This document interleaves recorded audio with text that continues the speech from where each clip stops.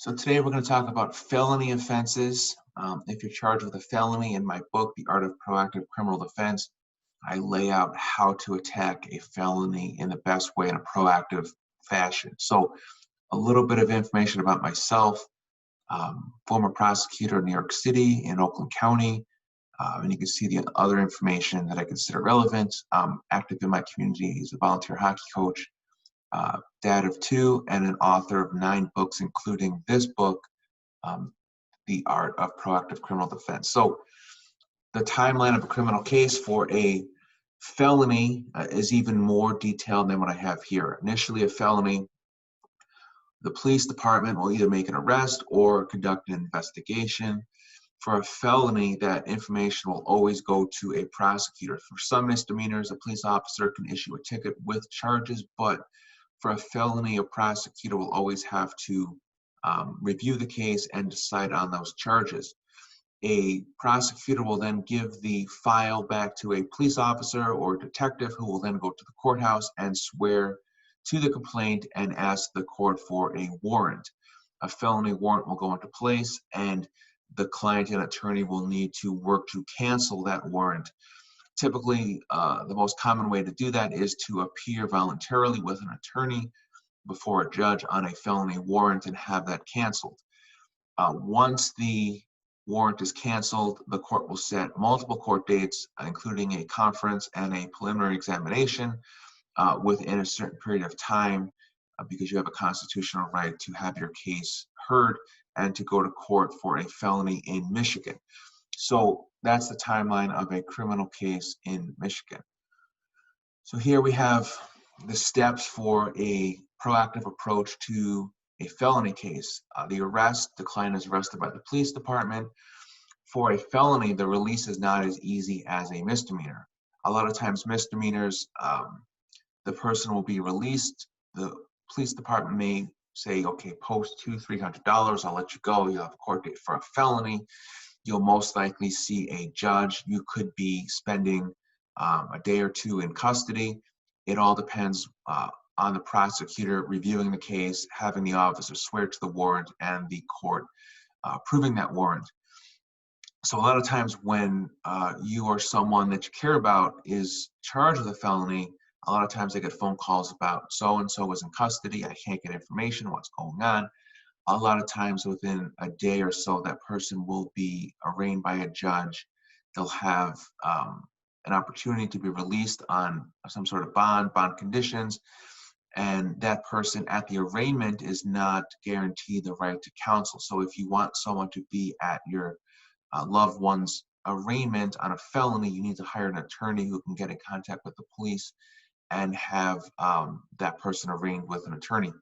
A lot of times if someone doesn't have a record, depending upon the offense, that person, even without an attorney, could gain a bond. That could be a personal bond or a low-level bond, and then that person will receive court dates, and then you can hire your attorney at that time. So depending upon the charge, it may be really important to have an attorney there for the arraignment, or everything may go smoothly without an attorney for the arraignment, but certainly you want to hire an attorney for the third part, which is the tracking part.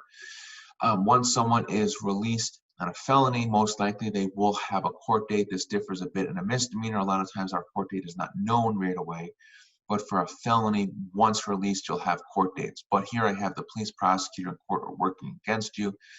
There may be more information to be gathered to prosecute you. You need to decide what are you doing on your end in order to help your own case, and that's where we have the art of proactive criminal defense. So I have an example here of Michael reaches out to me over the weekend on some felony charges. Here we have Michael sending me paperwork in order to show me what he has, because a lot of times clients don't totally understand what's going on with their case. Michael sends me the paperwork to see the charges. I'm able to see who the court is, who the judge is, the offense charge, and any bond conditions. So it's important that Michael understands his obligations. And right now we're talking about that third phase, the tracking phase. Michael must know the rules of his case, potential next steps. It turns out that Michael is charged with a number of felonies. It sounds like in his case, he broke into some property of another. There's allegations he had a dangerous weapon with him, and there was a brief confrontation with the homeowner. he has a felony assault charge here. So as a former prosecutor, I understand that a prosecutor, they're motivated to charge you with as many offenses as possible in order to create as much leverage as possible against you. I asked Michael about his background, his age, education, his work history, any prior criminal history. Michael tells me that he has juvenile cases from the past, but he's not sure what the charges were. So it's important to obtain these records. It's important that Michael tells me about his track record here. He's a college graduate, has a good GPA.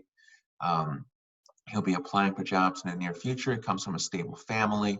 He's someone who's typically a productive member of the community. As a former prosecutor, I explained to Michael how a prosecutor and judge will view his case, and they're going to look at the four corners of the report. They're not going to know anything about Michael other than what's written in the report. They're not going to know the motivations, why he was there. They're only going to see the facts of the case here.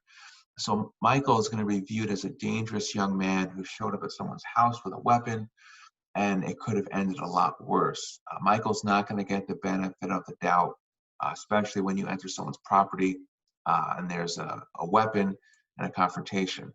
So of course, Michael, hearing all this, is fearful for his future. Multiple felony charges, certainly not ideal for pursuing a career, not ideal for his long-term future. So of course, Michael here is off to a bad start in his case, but we need to get down to why exactly he was there, create some context, because this first impression is going to sink his case without any additional information. So what we want to do is, I say, create a true impression for the prosecutor and judge. We need to work away from the worst case scenarios, which here is having a felony record, going to prison, his life essentially being ruined. Without any context, it's going to be difficult to create this reasonable solution for Michael.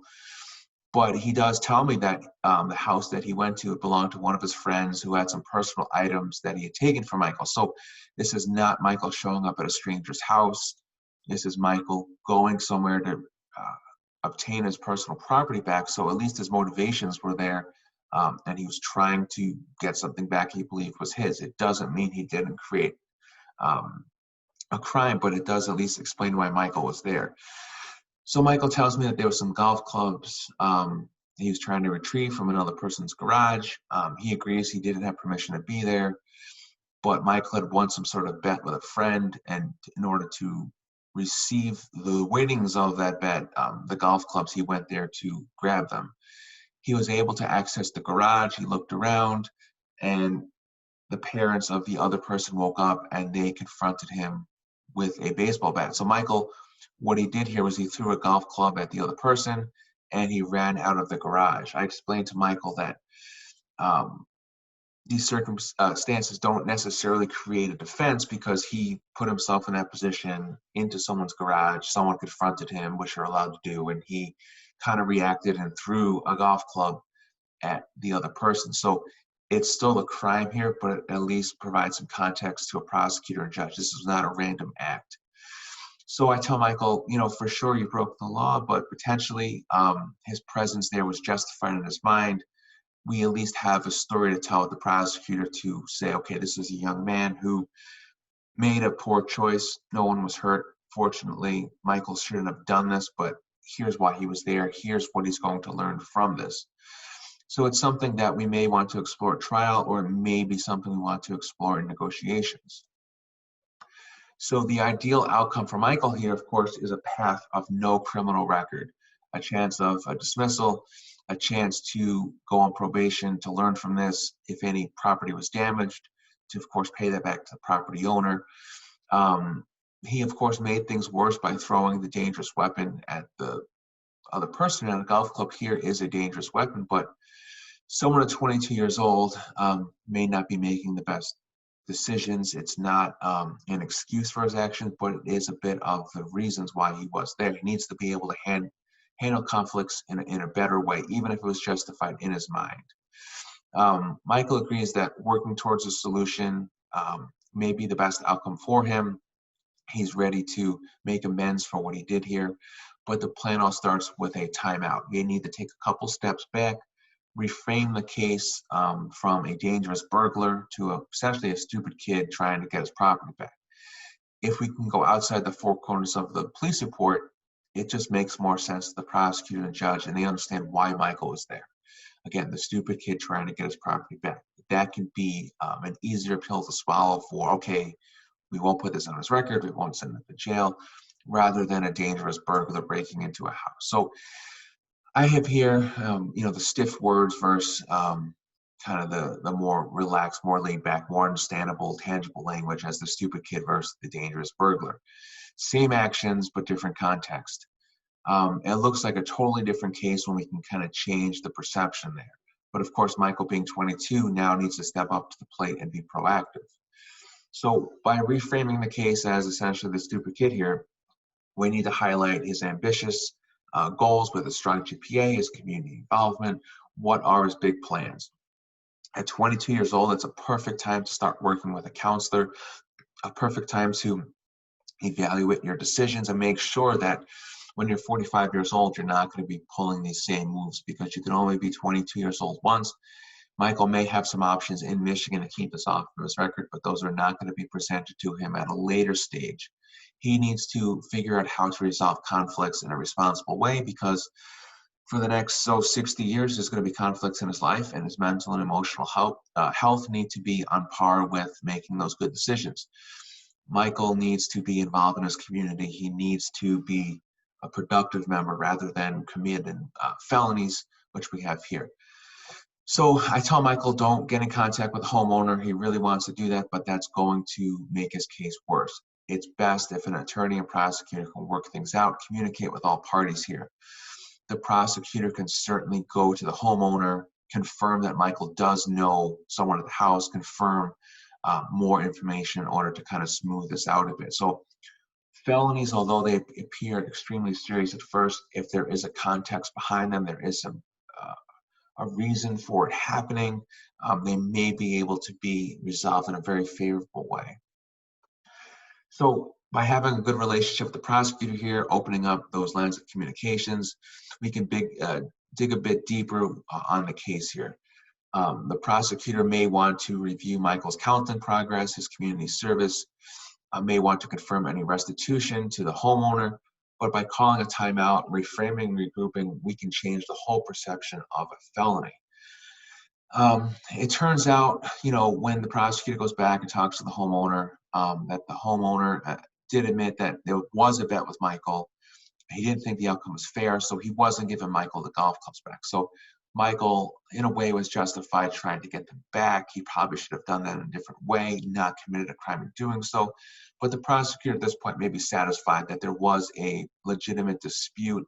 In the end, no one was hurt, but Michael still needs to take responsibility for his actions, but potentially in a fashion where he doesn't have a criminal record for it. He can kind of work through it over a period of time. So what we have here is, what it does is creates a path to a reasonable solution for all parties, and that's what we want to do. We want the homeowner happy, the prosecutor happy, Michael happy, and the court happy with the outcome.